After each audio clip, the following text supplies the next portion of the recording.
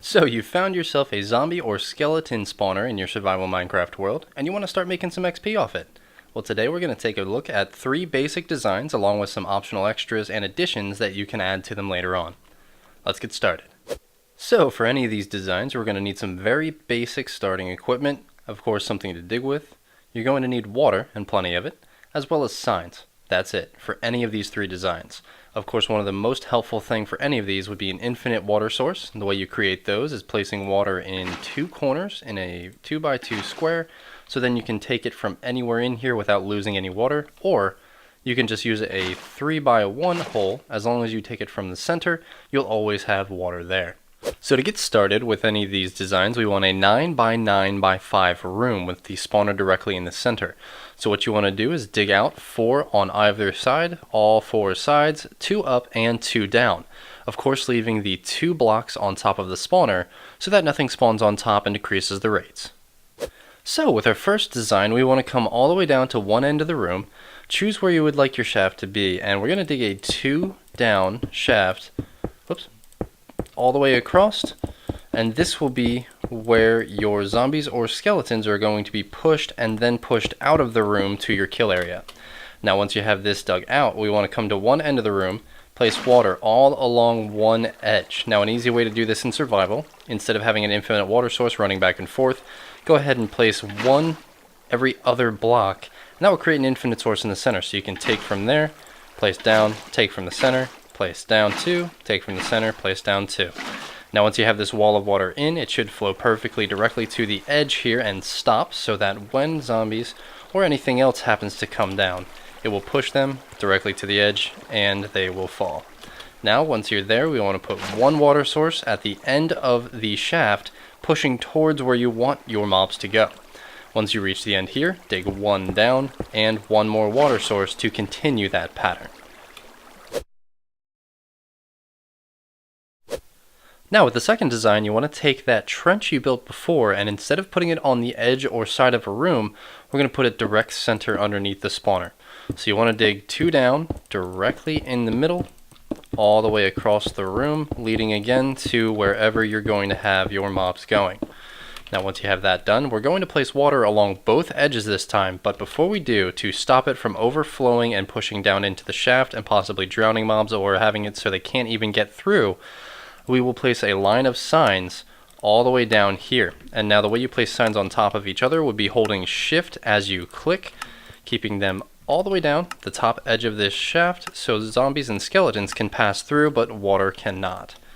Once you have this all the way down here, let's go ahead and start placing in our water. And one more easy trick that I have found, especially in survival, is placing in a nice wall of dirt or scaffolding blocks would be much easier to use, but then placing in your water behind it. Taking the water at 2x2 all the way down as you go, just making it easier so when you knock these out, it can flow out while you're standing on the other side, so you don't have to worry about being pushed in. Now let's get the water here on the other side, and of course, same time as last time, you want to take 1 water and put it on the edge of the drop shaft pointing towards where you want to go. And again, dig 1 down, pushing it out, and 1 more water block.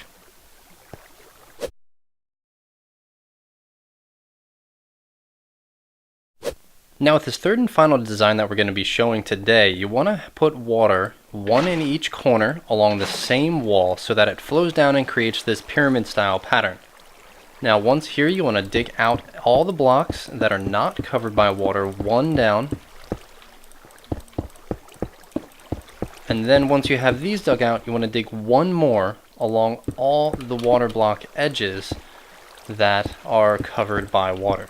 This will have everything flow down, pushing mobs directly down. As you can see, the water flowing to the direct center here, which is going to be your exit for the room. Now this will lead out. Again, you can dig down 1, place 1 more water source, and that is that farm done.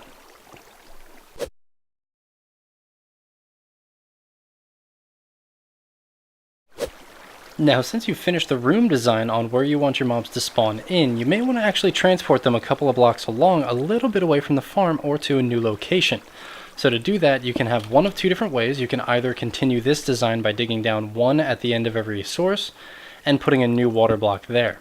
Or you can do a secondary design with signs, placing one sign just above the end of the water source, one sign right at the end of it, and placing a new water block right on top of there.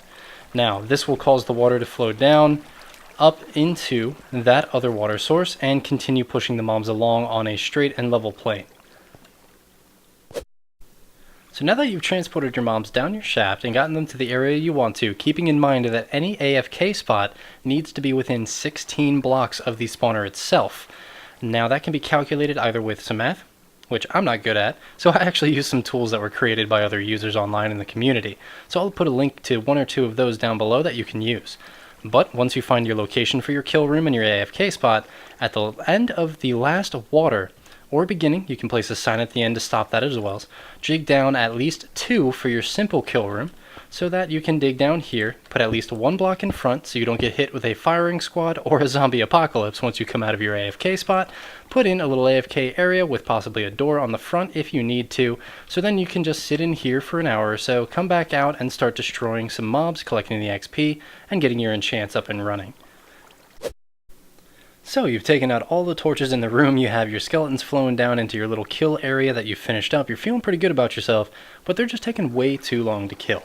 You're swinging away with a sword 5 or 10 times before you actually get anybody killed off, and an easy way to solve that, making them a little bit softer, would be create a drop shaft for the mobs themselves. And for that you're going to need a mob elevator first. So if we come up here, block off our way below, so that we just have a normal shaft that we come from the farm in. Some squids are spawning back there. You come up here and the mob elevator is literally going to just be alternating signs, keep one sign keeping it back so there's enough room to come through, and water. So sign water, sign water, sign water. As you come up here you can climb all the way up, then you want to have a shaft along the top, pushing your mobs in one direction towards where you want your drop shaft to be so that they fall down 22 blocks to take the maximum amount of damage so they don't die. Make sure to block them off up top so again you don't get hit by that firing squad or zombie apocalypse, and then there'll be 1 or 2 hit kills except for some of the ones with armor. And that's it. Your spawner farm should be up and running now, collecting all these zombies or skeletons in your little drop shaft area so that you can kill them all off and collect up all the XP and get your enchanting done as quick as possible. Now of course there are some optional extras such as the drop shaft as I showed before, and here what you see in this image, just below there's some hoppers connected to chests which you can create a massive storage system, collect up all of the bones, the rotten flesh, any armor or food that everything might drop, and call it a day. And guys, that's all for this tutorial today. Plain and simple here. I hope that this video helped you guys out. If it did, leave a like, leave a comment below, let me know, and also just go ahead and subscribe. There's plenty more stuff on my channel, creative and Minecraft wise, and plenty more coming in the future. I am Plain and Simple once again. Thank you guys for watching, and I'll see you guys next time.